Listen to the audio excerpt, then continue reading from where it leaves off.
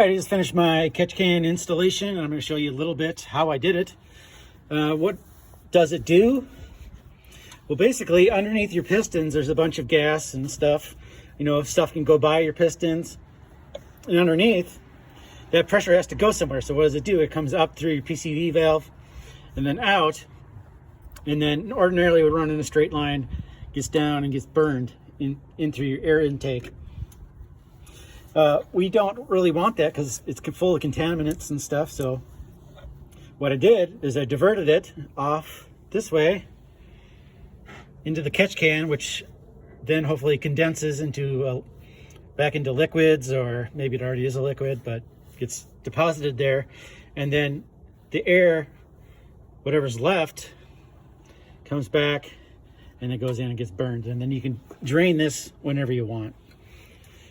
And it has a little dipstick. You can tell what the level is. I've seen stuff that gets pulled out. It's kind of a brown, watery, oily, milky nastiness. And I don't want that. All right, we're gonna get ready to install this oil catch can.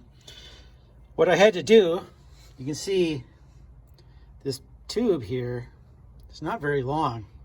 And it's kind of hard to get 2 elbows in. I'm sure you can, but you know, I want to make something a little fancier. So what I did is I made this out of some stainless, and I don't know if you can tell, but yeah, you can, that I welded in a little bit of a stoppage between the two sides, so it can't actually flow through the pipe. It has to go out and then back in. So that's going to be my in and out, and they are going to be routed to the location which I'd chosen, which is over here off this strut bolt.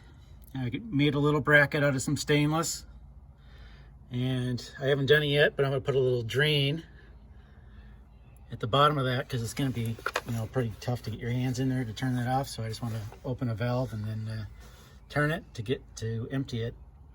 So let's get started. Let's get to installing this thing here. I imagine you can probably make a bracket out of most anything, but if you can weld, why not? So this happens to be an M8 by 1.25 bolt, just a standard M8, and I used a lock nut. And I didn't bother to remove this first. I don't want to fuck with it. So let's just get that tight. Make sure it doesn't move around on me. There we go. So basically it's just a hole, bracket, and one bracket that goes this way mounted to this piece. And I can reach in with an Allen wrench to get these little back nuts if I want to take it off if I want. Otherwise, I'm going to leave it alone. Down below is my valve. I can open or close it with my finger.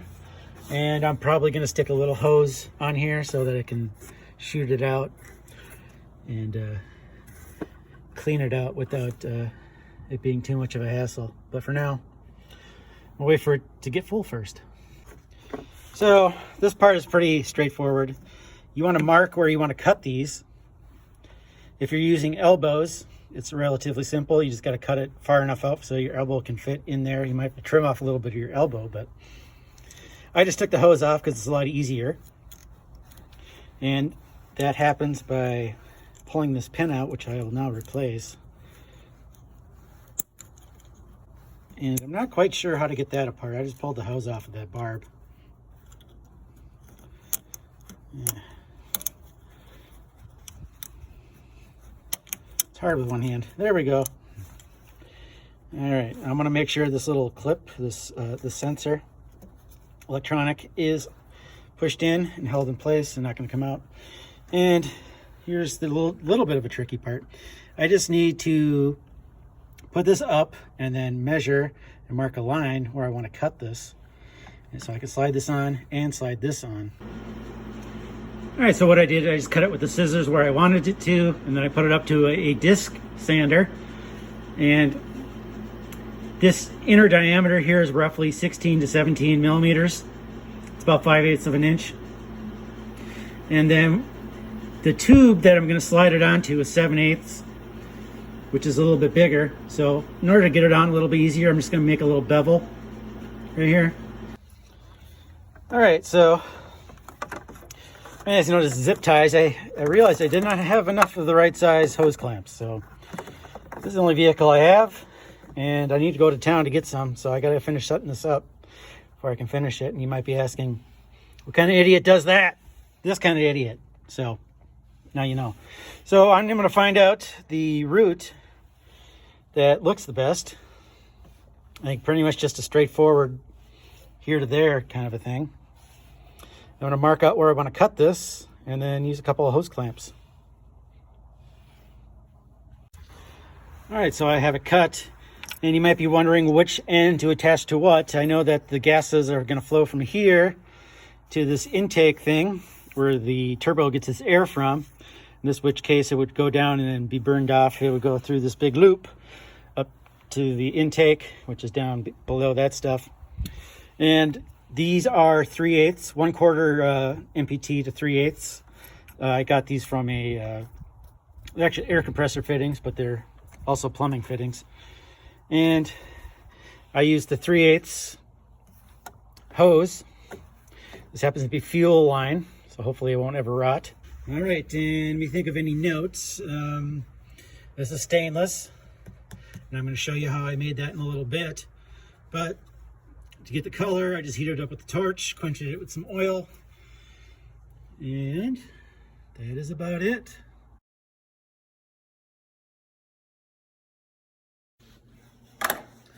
I'm going to take a 1/4 MPT tap and thread this out to fit the fitting just like that.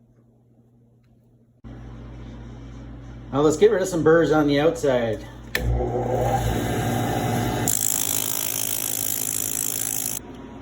You have to forgive the heater running, it's cold in Minnesota. So what I'm going to do is I'm just going to trace out this onto a piece of 3/32 stainless and make a little circle and cut it out. All right, so what I'm going to do is I'm going to tack it in place, and then I'm going to grind off the excess bit like that. So I've ground down the excess, and then I'm going to join these two pieces together. All right then, so you can see it's got the stoppage there, which separates the two sides.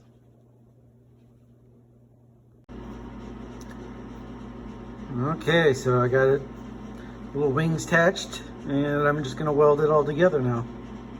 All right, I have my lower part of my catch can right here. This is a 27/64. You could use a 7/16 if you have one, which is more likely than a 27/64. And that matches a 1/4 MPT tap. And I have a valve, which is just an air compressor valve. You can turn it on and off. I think I got this for like $3, something like that. And I'm going to drill this out, and then I'm going to tap it. All right, I have my 1/4 MPT tap here.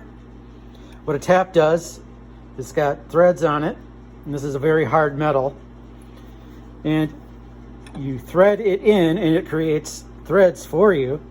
If you don't know what a tap does, and really important, I want to make sure this goes in straight. And it can be really hard because they don't really give you much of a lead and taper on these pipe taps. All right, so I got the thread started, and you can see this is a tapered tap, which helps make it become tight and seal appropriately. It's not like a normal tap where you can just keep going all the way through until it bottoms out, because the tap itself at the base might be a bigger diameter than this little section at the end of this before it bottoms out. We want it to become tight and seal before that happens. Set up, and that's about as far as I want to go. I just tighten it by hand for now. I'm going to be able, with the wrench, tighten it quite a bit more. And I don't want to go much farther than that because I might run out of threads. And at that point, it might not work. So what this is just a ball valve. Turn it there, seals, opens, seals. We'll see how well it doesn't leak in a little bit. All right, I also have this little nylon 1/4 MPT to, I believe, 1/8 thing. I want it to be tight, and then so that it faces the same direction as this turning knob thing. Here I am in the house. I just put some water in here for now. Just want to make sure it doesn't leak. I don't want to oil on my driveway. So it's pretty simple. One-handed, it's a little tough. All right, so seems to work.